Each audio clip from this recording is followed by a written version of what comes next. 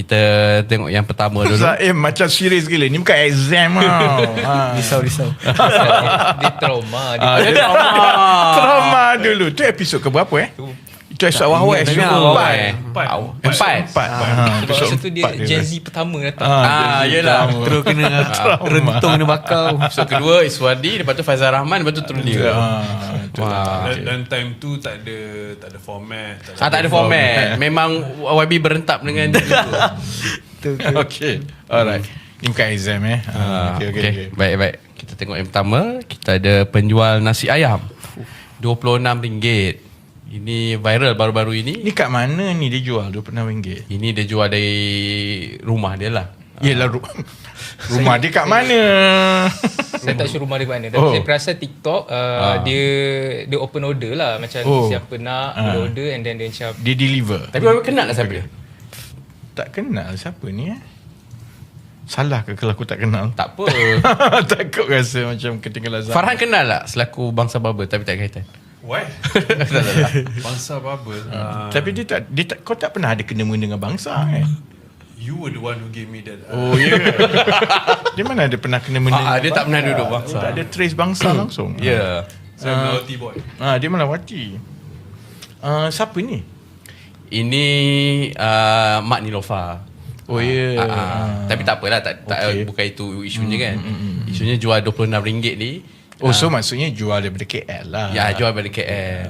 Jadi ada yang kata tak apalah, ini dia ada target market dia. Kalau tak mampu mungkin kau bukan target market dia. Tapi ada juga yang bimbang sebab inilah sebabnya harga barang tu susah nak turun, sebab ada orang yang ada willing buyer willing seller dengan harga yang tinggi. Dan akhirnya kerajaan susah nak regulate harga-harga macam ni. Dan something macam tu lah. Tanyalah yang Yelah sebelum tak aku komen ke kau dulu. tak sebab dia tak ada duit nak beli RM26 dia nak komen memang tak muat. Saya baru go through thread. So macam ada orang buat list sebenarnya before benda ni viral lah kot. Ada orang buat list senarai nasi lemak dekat KL. Okay. Di compare apa semua tu. So saya retweet thread tu, repost. So sebab betul saya untuk podcast ni saya tengok balik, saya cakap tak adalah yang sampai RM29. Semua paling mahal pun 16-18 kan. Nasi lemak. Belas. Tu paling belas. Nasi lemak Village Park, nasi lemak kalau kat bangsa orang dan banyak jenis lemak kan. anjing semua kan. Anjing. Nasi lemak kesum. Tak masuk list lah. So yelah, kalau orang nak cakap dia ada target market, yelah dia ada target market lah. Sebab to be fair, ada pizza yang mahal gila tu, pizza Wak Yu tu, yang pizza Joe Flam tu pun mahal juga. Tapi tu sebab Wagyu. Mungkin ni ayam spesies Wagyu. Korang komen-komen ni korang tak pernah beli kan? Tak beli lah. Tak sempat beli. Tak terfikir nak beli. So kau tak boleh nak komen pasal rasa dia. Rasa tak boleh lah, tak adil. Tak boleh lah. Zaim? Saya rasa bila tengok benda ni teringat sekarang tengah viral, tak tahu kalau YB ada tengok ke tak, pasal ikan keli pistachio. Ada pernah dengar? Tu yang sekarang memang tengah viral. Memang tak keluar dekat FYP aku sebab aku tak makan ikan keli. Tapi Ikan keli dia masak macam mana? Ikan keli basically pistachio. dia yang pistachio kacang apa gajus? Bukan gajus kan? Bukan Dia pistachio lah kan. So dia yang hijau-hijau sikit. dia buat jadi macam paste. Paste, lepas tu dia letak dalam ikan keli and then dia jual. So teringat lah pasal benda ni. Kira macam maybe target market dia lah, trend, and then orang-orang yang FOMO ataupun orang yang macam suka dengan benda ni rasa macam tertarik lah nak tahu and then orang beli dan sebagainya. So quite interesting. So teringat lah macam maybe konteks sama.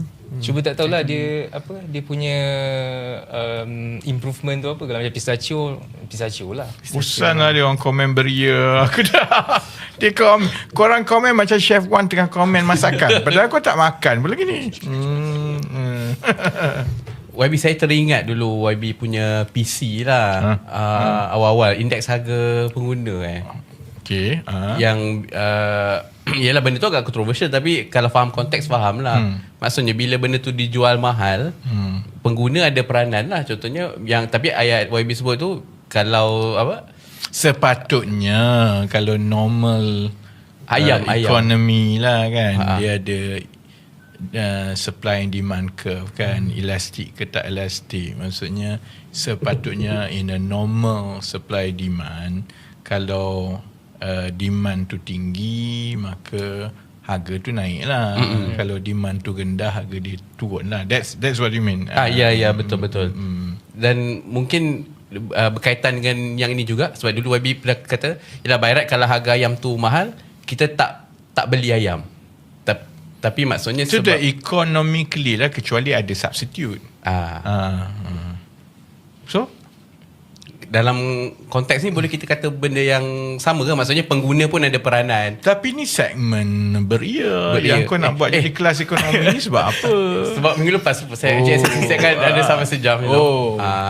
Okey, tak apa, kita terus cari siapa yang beria. Tak, dia ialah memang ada dalam masyarakat, not di Malaysia aja, di mana-mana kan. Maksudnya demand itu ada, mungkin bukan sebab produk itu, tapi sebab branding dia. Kalau macam ni association, branding kan, branding lah, value kan. Because I think contohnya lah, ini ayam nasi ayam RM26, but contohnya bag Louis Vuitton, LV kan, RM20,000 Tapi satu bag, handbag je kan. Saya ingat masa saya kat Petronas dulu lah, kat situ memang ada, kat Suria KLCC tu ada kedai LV kan. So lepas musim bonus Petronas ni memang penuh orang beli apa ni, bag LV tu kan. Kita lelaki tak faham lah why lah orang nak beli bag, I mean RM15,000, RM20,000 LV kan. Tapi kalau tanya yang wanita, dia ada sebab dia lah, because value proposition daripada LV tu masuk akal kan. So I suppose benda ni ada dalam setiap segmen market kan. So sama juga macam kan ada viral dulu orang buat apa nama ni, Maggi yang tepi jalan yang kat Setiawangsa kan. Maggi mahal kan, dia masuk RM20 lebih satu Maggi kan. Orang beratur sepanjang-panjangnya kan. So kalau ada market, maka orang jual lah. Jadi tak beria lah untuk jual harga seperti. Tak, aku rasa yang beria yang korang masukkan benda ni. Sampai orang tak boleh nak komen. Semua tak tahu nak komen macam mana harga RM26 ni kan. Baik. Kan? Biasalah yang pertama tu memang kita orang beria. Macam minggu lepas tu sama. Minggu lepas apa dia? Yang pasal orang hilang tu itulah macam apa dia orang hilang kan. So ini biasalah to say that, sebab ada orang jual nasi ayam RM26 dan semua orang lain akan menaikkan harga jual nasi ayam jadi contohnya RM15-20 kan. Tak tentu betul ke tidak lah, sebab it's quite obvious lah, orang dia jual kepada segmen market dia sendiri. Kalau orang biasa jual, kalau contohnya ada orang jual nasi ayam kat Sungai Besi ni jual RM26, tutup kedai lah 2-3 hari lepas tu kan.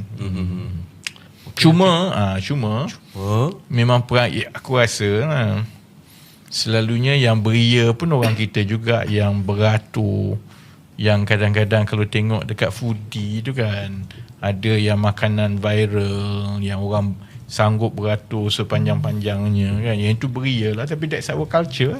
Untuk try benda FOMO kan, FOMO. Tapi FOMO tu dia tak ada ni kot, dia tak ada niat nak sustain kot bisnes. Ya. Dia selalunya macam itu. Kalau saya pun macam try lah kot, beli sekali. Lamb shank RM50 masa bulan puasa. Saya sekali je pernah betul. Lamb shank RM50. Nak rasa. Patutlah Gen Z ni miskin. Kopi mahal. Kopi mahal. So sekali tu tak beli lah. So saya rasa macam daging je. Mungkin sama. Yelah, brand tu kan. Dia tak tahu dia, tapi lepas tu macam dah klik-klik. Tapi memang itu business model dia pun. Dia macam dulu-dulu orang business jual baju kan. Dia akan beli stok, kemudian dia viralkan, dia push, and then dia cuba habiskan stok tu. Kemudian dia next time dia jual, next round dia jual benda lain pula. Dia roll modal macam tu lah. So saya tak rasa lah dia jual ni because ini adalah periuk nasi harian dia kan. So dia cuba, nanti dia tengok kalau ada lagi orang beli, mungkin nasi ayam pistachio boleh jual RM40, dia jual pula kan. Okey, baik. Memang beria letak benda ni. Beria. Susah nak komen. Ada.